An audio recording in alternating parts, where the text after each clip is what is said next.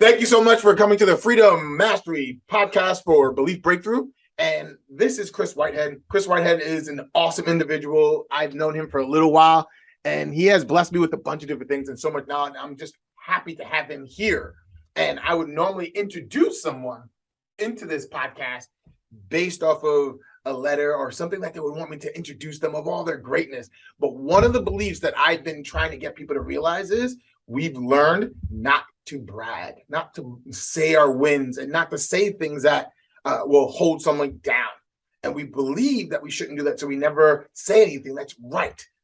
So the first thing I want to do is I don't believe in that. I believe as you say the things that you win, the things that made you successful, it's actually going to help somebody grow and help somebody thrive and say, if you can do it, I can do it. It's not going to put somebody down. So my very first question in this Belief Breakthrough podcast is, why do you think you're successful? What has happened in your world that's made you successful? Okay. Well, Patrick, first, thanks for having me. I appreciate you. And, getting to know you, my experience, right? Because we've revolved around some larger networking events, events where I was, one of the people in charge with thousands of people. And we've also been in small, intimate events together where we have really gotten down and dirty on some emotional stuff as a group. We gave each other eyes. My brother, my experience of you is just one of sheer gratitude. Meeting another energetic human that puts self, and I mean this in the best possible way, puts self last, that truly is a servant. Everything that you just asked is what you embody. And I'm just grateful to know you. For me, thank you. Yeah, you're welcome. It's truth. For me, the story that was gumming up in my mind as you were asking your first question was, I remember collecting all these trophies growing up, like from playing baseball to getting honor roll in school to all these things that they gave trophies for when you won. And I know the antithesis of that argument is everybody gets a trophy, and there's a big fight. But I want to share the story, and it's a brief one, about my experience with my successes. I went to college, and all my trophies went into one of two closets that were in my bedroom. And Mom, being the OCD person that she is in the home, called me up about 5 years after I had left and said, "Hey, Kris, there's a closet full of your old yearbooks and all of your trophies that you've collected over the years. What do you want to do with them?" And I told her to throw them away. And the reason I told her to do that was because those were past accomplishments, and the trophy wasn't anything that I personally revered. It was the experience that I gained from it. And so when I look at those things, they don't hold tradition for me. They don't hold significance and status for me. In fact, I didn't even know that we were playing baseball for a trophy. I didn't realize I was getting good grades so that I could get a trophy. And what I mean by that, for the people that are listening to this, is the truth is that I'm supremely aware of the divine gifts I've been given, that I've turned into greater talents. And I think everybody should strive for that. I'm also aware of how often I fall back into a mindset that is judgmental, that can become resentful, that I can start to resist other people, and that revenge can occur from that, like literally to equal the playing field. And yes, I've had a lot of experiences, and yes, I've taken a lot of risks. I'm 48 years old. I've been a business owner for more than half my life, and I own multiple companies now. You don't get here because you don't take risks. The truth is, though, is my entire experience through it, Patrick, has not been one of supreme confidence. It's been one of curiosity and a willingness to brush myself off and overcome my ego when I fail, or quote unquote fail at a task, and say, let's get up and try better. And because we're on the internet now, we have access to so many people and so many experiences and so many narratives that growth can happen exponentially compared to my experience of starting out at 20 years old and all I had were books and audio cassette tapes. I remember those times. And so what I'm grateful for is to share my experiences and my time with you and with your audience to let them know exactly what you said. Don't ever revere me as someone greater than or less than you. We're just people walking together. And that if my experiences can encourage you to have some of your own and know that non-judgmentally somebody will be there to pick you up, walk with you a while, dust you off, and give you an encouraging word as you go along your pathway, I think that's what we should be here for. It's a much higher level of service. The credentials that we throw out there is just to let you know that maybe I'm somebody worth listening to because I've actually walked the walk. I don't just talk the talk. Well, that's ideally where we're going to drive it back, especially in this podcast. So the conversation I just heard was you're successful because you own many companies. Now I'm going to walk it backwards, right? You own many companies. You're doing many things now, right? You've been doing it for over 20 years. It's like I love saying it. Like I've been doing something older than some people are actually alive. It's absolutely cool to actually think about it. And I believe you are the one that told me, like I've been doing this longer than most people have been alive. Like that is awesome. And I was like, I'm in this game in the same vertical 22 years. Awesome. Yep. But you own many companies, which makes you successful. But you own many companies, which then gave you these experience of being aware. Like your deep awareness of who you are and what's happening is the belief that's happening. And you saw it early on by the trophies. Now, most people go to do baseball because they want the trophy, they want the success. But you actually, from early on, from what you just said, you did it for a different reason. It wasn't for the trophy, it was for the experience. So that's what makes you successful based off of that belief. Do you see how that belief as an early on started to give you that awareness, that started to give you the ability to look at your mistakes and see what was happening, to be part of the experience that you have? Yeah. To have multiple companies. That's what makes you successful. Did I break it down well enough in that? Yeah. This whole idea, and it doesn't come from, ooh, you're so wise. It came from, I hated the stress, the constant stress of if you win, you succeed. If you lose, you fail. That is stress. That is crazy, but that's where most people live, man. And what happened in my mind, and this did happen to me for a lot of years, because once you own a business, it becomes very apparent what winning and losing looks like for life. Because if you can't afford your bills, if you have to move, if you have to give things, like this becomes winning. But the amount of stress is tremendous. How about the fact that I should pat myself on the back for giving myself a chance? That I can start looking from a perspective that I won't be on this marble very long, 80 years, 100 years, 120 years, whatever it is. It's a short amount of time. And that maybe with a little bit of perspective, instead of accepting the narrative that was given me by imperfect people, my parents, and I'm sure they were doing their best, that maybe I can start asking myself, why am I here? What do I want to do? And this was the worst part that happened with living as trophies are the success. Bro, I wasn't having any experience because it was all work, get the result, back to work, get the result. And it was only for this brief amount of time that I'd go trophy and then back to work. So I looked up one day and I'm 10 years older. I look up again and I'm 15 years older. And I go, who am I? What am I doing? I'm not paying attention to people that I care about. I'm not paying attention to my significant other. I'm not even paying attention to my own thoughts and belief systems. I'm not really here. And most people stay there. I didn't want to stay there anymore, bro. So if we call that success, I'll take it all day long, because now whether I win or whether I learn, there is no losing. Good one. Whether I win or whether I learn, I'm accepting what comes in the moment, because these moments, at least in this experience, won't last forever. And I just want to have the experiences. Well, I'm glad you brought up experiences, because that's the next question on my mind is, what was the experience? Like you said you were 10, got the trophy, then it's 15, and then it was like, holy shit, what am I doing? Because it's win or lose, and I want to learn instead of lose. What was the experience that shifted you from doing business different, from living life different? What was that experience Oh, that you it's a million little things. It's like asking me, why I fell in love and am in love with Robin. It's not one thing.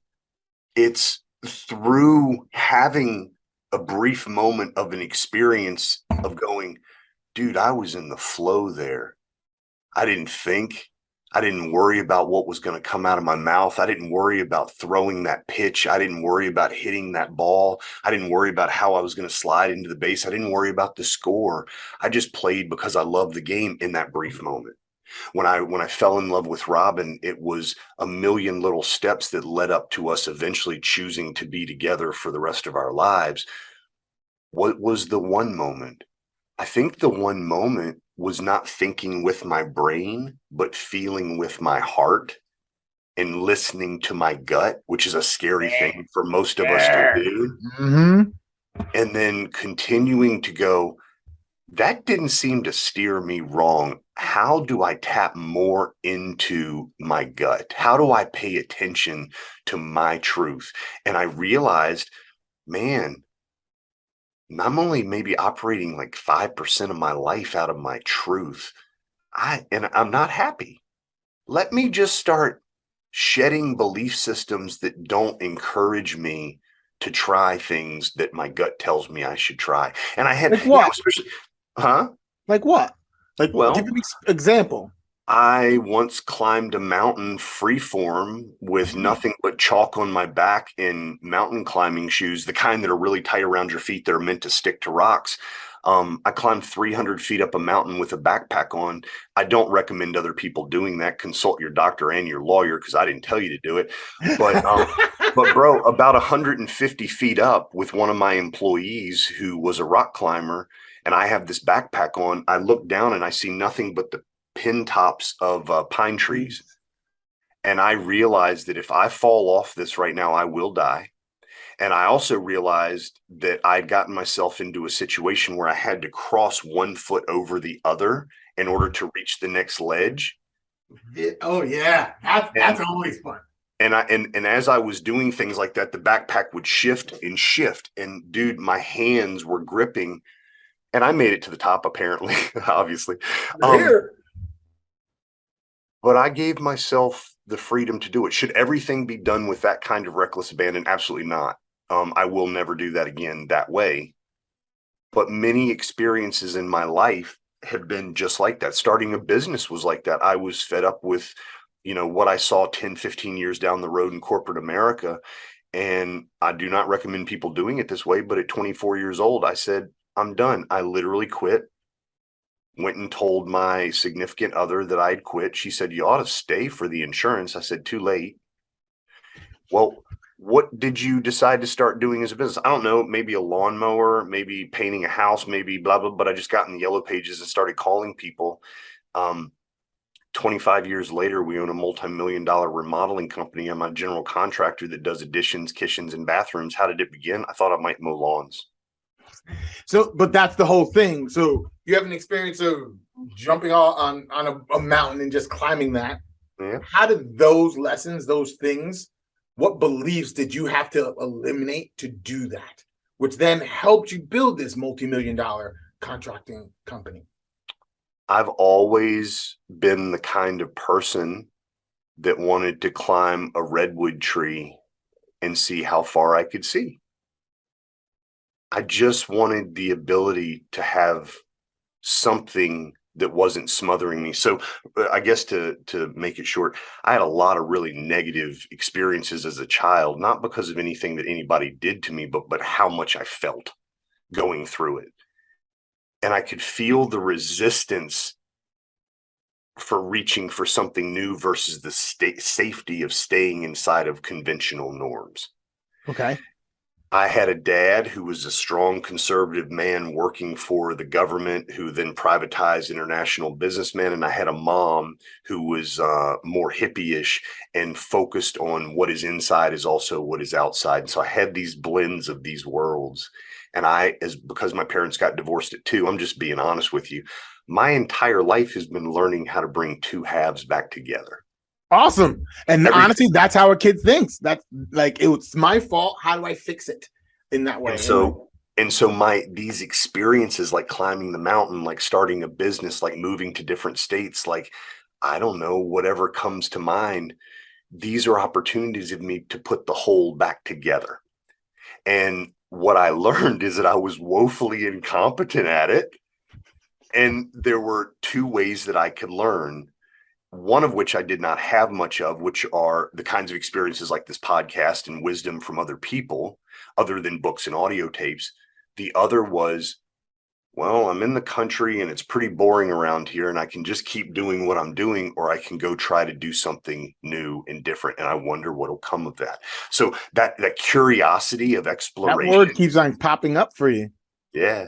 That curiosity of the exploration never was satiated and never has been. And I don't want to go off into esoteric things that could, scramble my brain, no different than anybody else. So what I do is I educate myself, and I take now smarter risks to expand my experiences, and that'll be the rest of my life. If you want to call that success, great. I don't really put a label to it for other people. What I'm willing to do, much like you, is I'm willing to put myself out here, knowing that somebody probably out of 8 billion people resonates with what I'm saying. And if it helps them along, great. That's my mission. And yes, we get to make money in the process, and that's okay too. Value for value. I love doing it this way a whole lot more than I do trying to bait, switch, market, cajole, mind gel, fix people into buying my stuff and letting them understand the perceived value. No. Yeah. Because that's what we're coming to more and more in the world, is we're coming to, like, look, dude, you're a guy down in Florida. I'm a dude up in New Hampshire. You're a black guy, I'm a white guy. There's so many things that could keep us separated. That's not how the universe works. And I'm blessed because I was willing to have an experience and be a part of something that you were putting together with your company. And then in turn, I watch you turn around and come and be a part of something I'm doing with my company. And now we're friends and we get to share. So I encourage everyone to be willing to just ask the question, hey, I want a friend. Would you like to be my friend? Do we resonate? Let's have a conversation. That's another belief system all on its own. Adults don't do that no more like kids. They just don't do it. No. It's just something that we grew out of, and because our pools change, our social and economical status changes, and we have all these boundaries, these beliefs that we can't cross, we can't do things, we can't help, we can't be a part of things. So that's awesome. But to stay on target real quick, you have all these experiences. So far, I'm now like seeing and understanding you a lot more, right? You lead off of curiosity. You crave freedom, in essence. You crave that open space. You want to do more, hence the mountain. That's just bananas.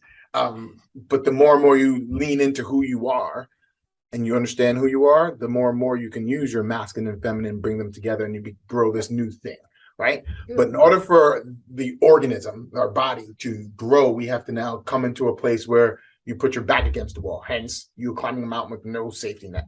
And you learned all these skills because you were forced to. You told me a small little story that it all came down to a moment where your life was imploding and you had to learn a lot of different things. What was important about the experience that now changes everything? Remember those small little experiences that you have? What was it like to have your life imploding and you need to be present and aware? Because that's the difference between most people. They're not aware of what you're about to say because most people aren't aware until their back is against the wall and they're taking a knee and there's a lot of shit on them. So the greatest lesson that I learned by putting myself in situations that required me to make a choice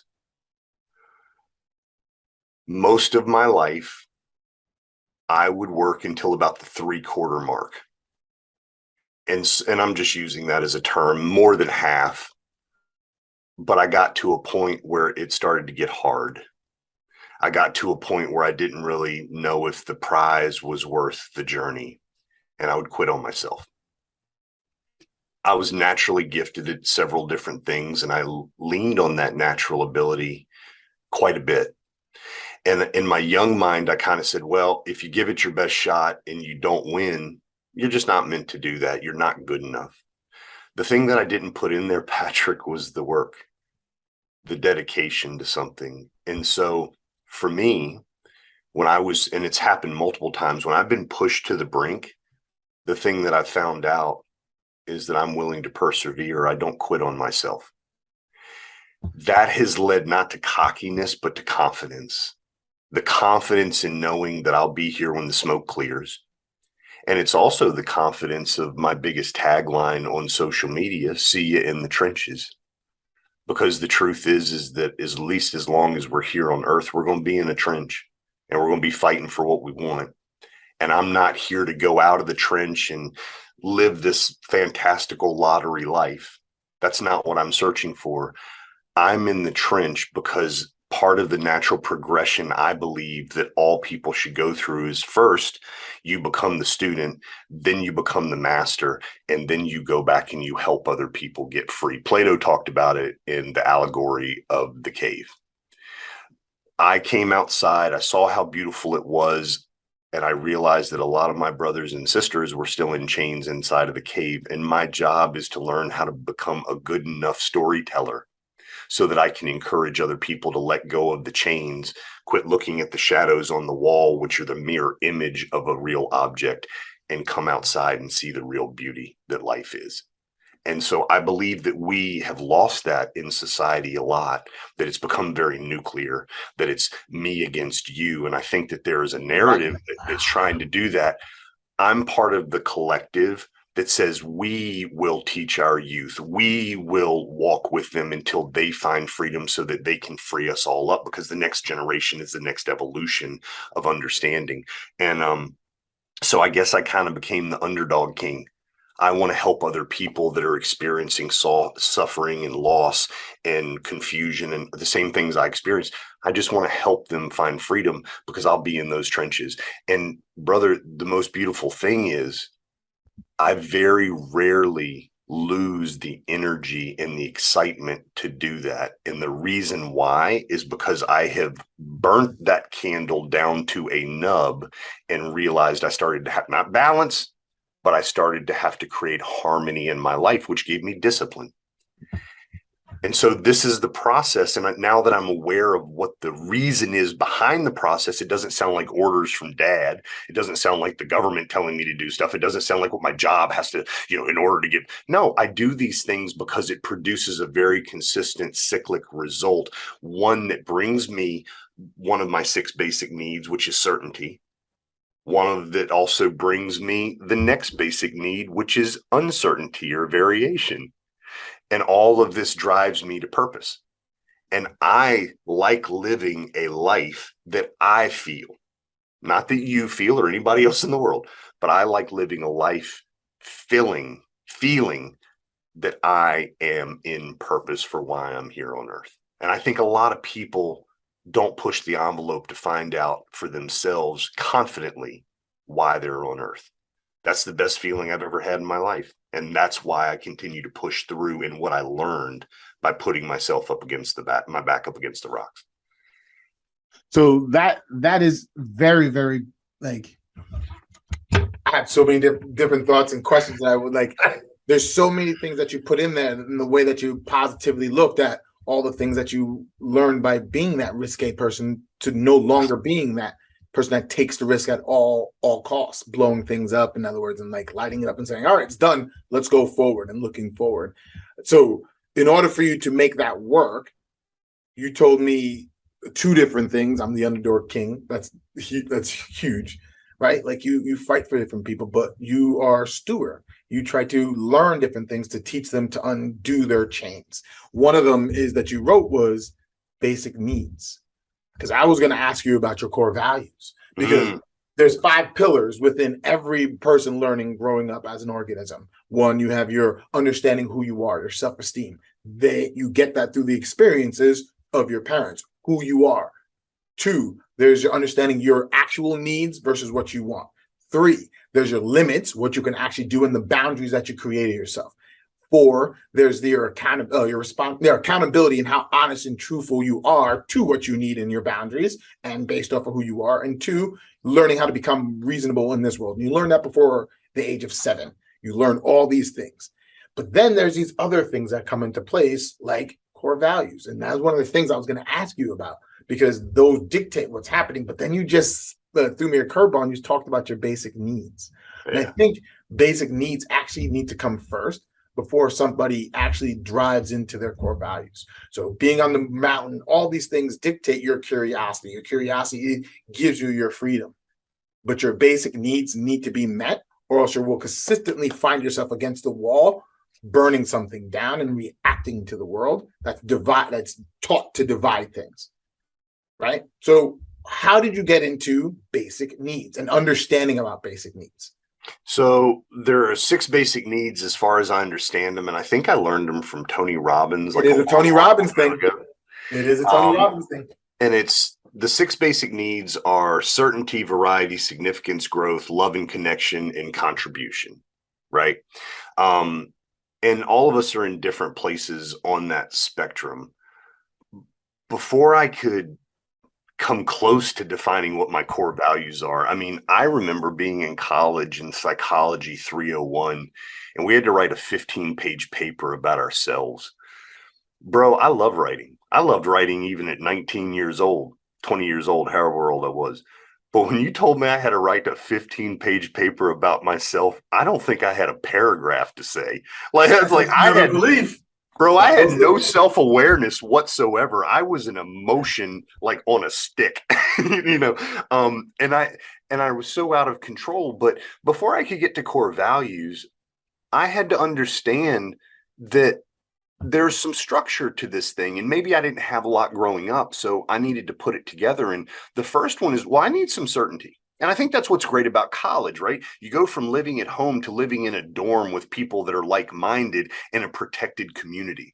A lot of people then go off into jobs that do the same thing, live into neighborhoods that are the same thing, go to churches that are the same thing, and they stay in institutionalization for a very, very long time. Well, I'm going to go with understand that Scott Peck, MD, wrote a book called The Road Less Traveled.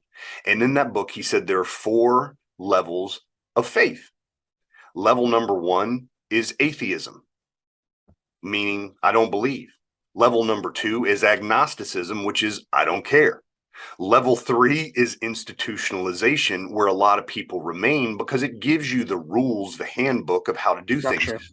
But there's level 4, and level 4 is mysticism. Mysticism is being willing to take everything you learn from level 1 to level 3 and literally just go into the world and live your life. And when I read that at 20 years old, I was like, Eureka. I'm programmed to be that kind of person. Now, here's what's scary. I might burn this thing off the rails getting there because I don't have any structure. So when I learned that I needed some certainty, how do I provide that for myself? When I saw how much variety that I wanted, people call it ADD and all sorts of classifications to order to make it kind of damnable. But the truth is that I want new input. Hell yeah. I'm a variety type as well. Yeah. And I like that input. Well, everybody's not. Well, that puts us in a case where I like to go study and learn things and try and wow, that burns. And guess what, everybody? That burns. Don't touch it. Don't do it. You don't have to do it. I did it. Look at my fingers. Owie, owie, owie. Don't do it. And then I go over here and I go, oh my God, this was the shortcut, everyone. Come check it out. I guarantee it. And then I realized, well, nobody's paying attention to me. Why? You're not an authority with anything yet. Oh, now I need to build some significance internally. How do I do that? Oh, you made a very good point from sorry to cut you off. That's all right. Sorry. Many people think significance is outward and they have to be an influencer, have to do that. You need significance inside first, so it naturally happens outside. That's why some of these influencers are just burning out and doing whatever. So I apologize for cutting you off, but I wanted to All right. jump in and say that real fast. That's all right, because my significance, as I tried it with trophies, as I tried it with accolades, were hollow. And what I realized for me, and this is how I was getting to core values. So listen up, everyone. When I started to give contribution, which is another basic need, which means I became a go-giver, I found my bucket for significance rising, because it wasn't about a result I could get. It had zero to do with me. I remember a time that I bought Christmas presents for these kids down in North Carolina that weren't going to have a Christmas. And I was so proud of myself. I was like, I'm doing the good Christian thing. And I go out there and I knock on the door and I hand the gift, and she goes, "Thank you," and slams the door in my face. I don't even know if she said thank you. And it was the beginning, Patrick, of me realizing, well, that was odd. And I feel kind of let down. And I thought I was going to get the Hail Mary, hallelujah, you're my savior. And instead she was like, get the hell out of here. Just thanks for the stuff. And I realized, Wow. oh, That's fucked up. It's my show. I can say what I want. Yeah, wow. Am I giving for what I receive? Or am I giving because it's the right thing to do for me to give? And so that contribution increased my significance. Then, and this one's the most important for me, unconditional love and connection. That didn't come for me for a long time, because I was an emotion, a bleeding muscle out there. And there are a lot of sharks in the water that smell that blood, that don't have the same mindset, and they're looking for personal gain. And I attracted codependently a lot of those people. And I think the real task in that experience for me was learning how not to stop giving love, how to not stop seeking connection with the bad results I was getting, because the effort is worth the eventual outcome. And so at the end of the day, significance, certainty, variation, contribution, all of these things led to an ultimate, which is what I share with you, bruh. We're connected. We love each other. We're here to help each other. And the conversations just flow. And I don't really worry about what does it mean and what does it not mean. In due course, it gets there. But those basic tenets of institutionalization, which somebody could have just taught me at like 12 years old, and we could have avoided a lot of bad shit. Nobody told me. Maybe they didn't know. Led to eventually me going, who am I? Am I Kris Whithead? Am I this meat package that I'm in? Should I be proud of the fact that I have hair and a beard and muscles and blue eyes and all these things that, bring me? Is that who I really am? And I said, no. Who am I? Well, I don't know who I am, but I know what I stand for.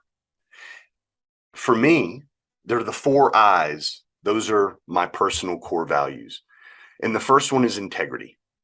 And I know a lot of people say that. And for a long time, I just said that because it was important to me. But I was very, very much out of integrity in many, many ways.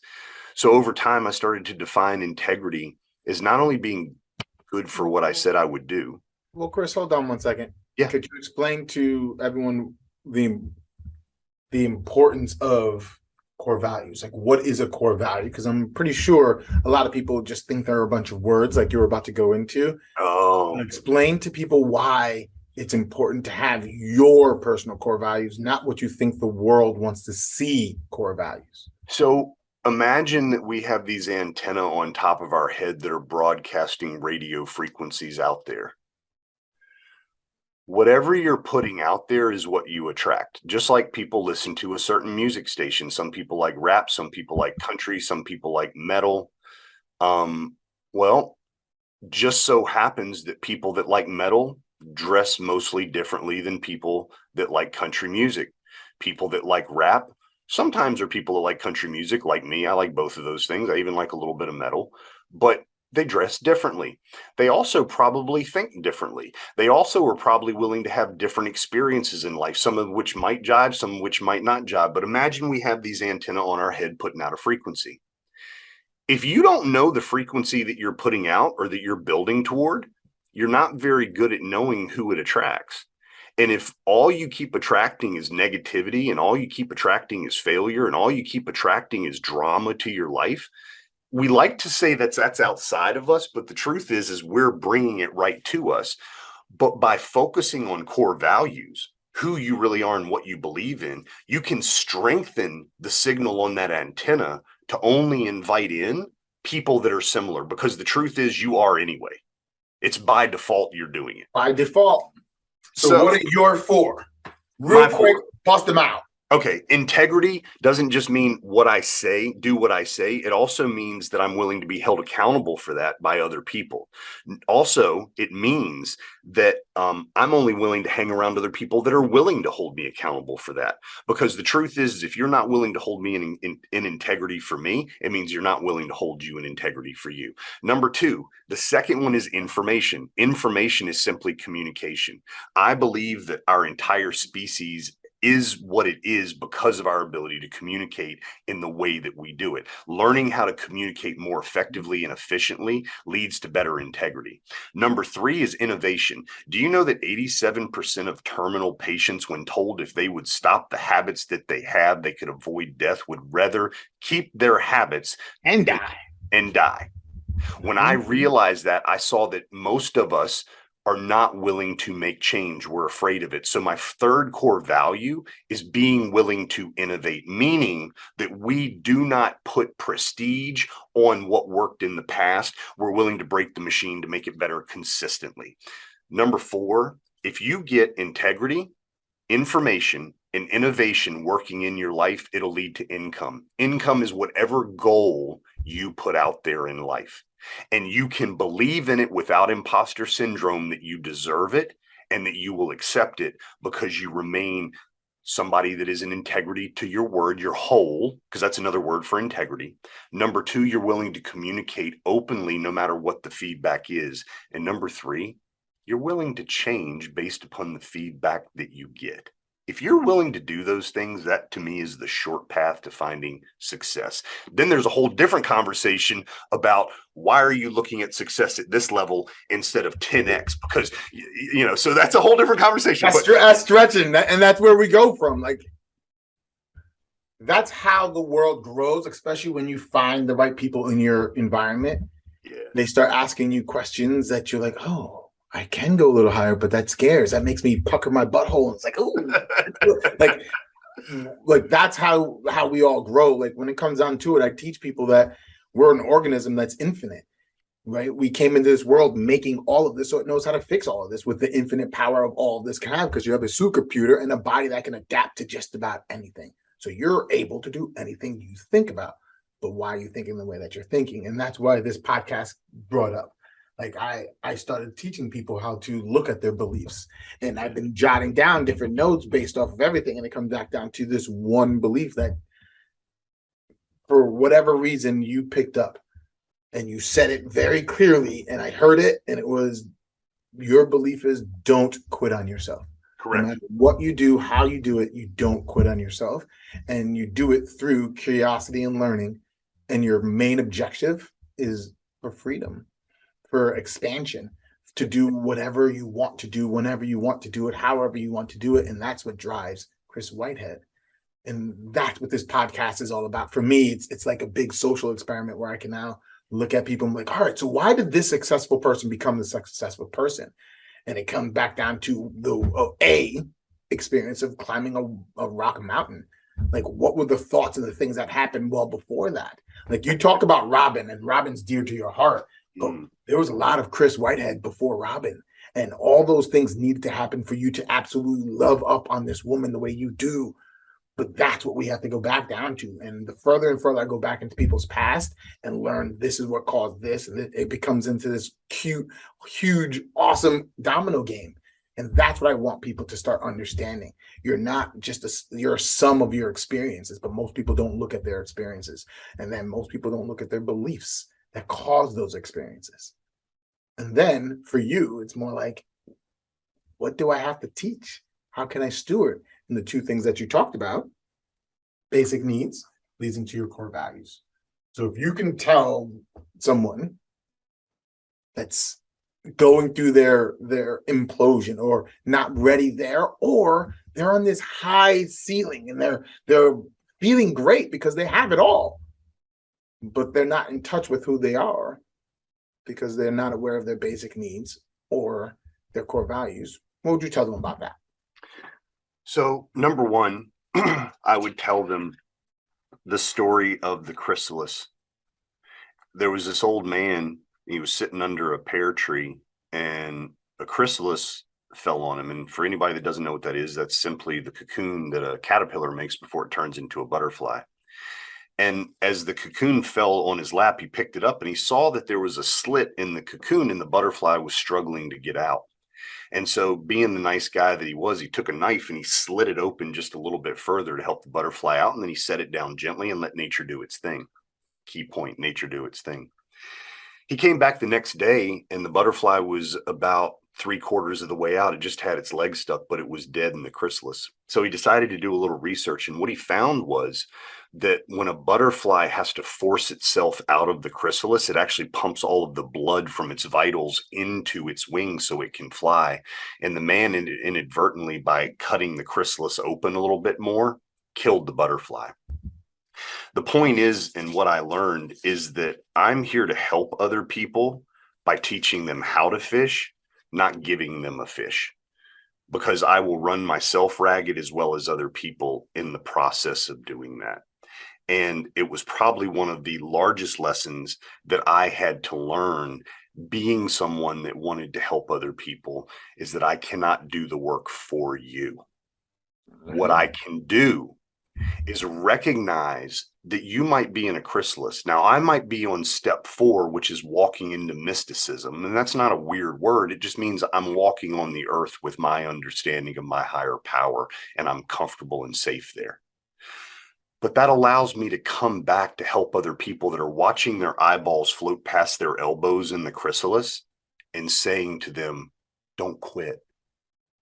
You're already halfway through the process, and what you're experiencing is pain right now. You asked for it.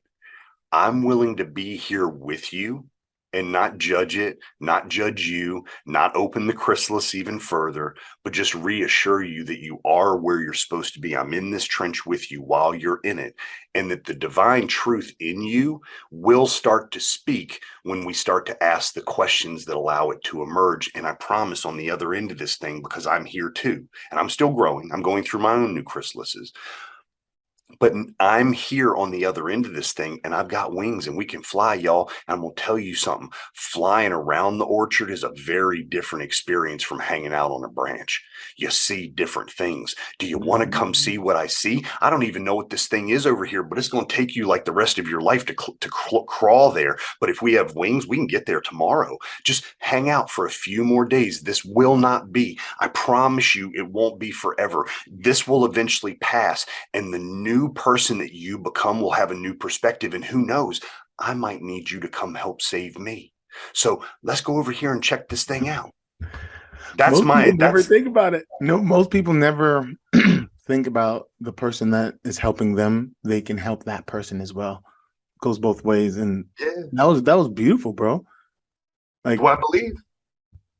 Like, that was awesome in that way.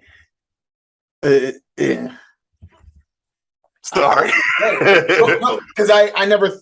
What you're stalling me at and getting me to glitch out is what I call it. Is you have me looking out and seeing the world, and the belief that I have is all my mentors, I put them on a pedestal and I have to now catch them. And now when I catch them, I just go along my way because you taught me all you know. But I never looked back and said, now that I learned all this, how can I help them? And that's what you stalled me out. It's like, how can I help the people that has helped me in the past?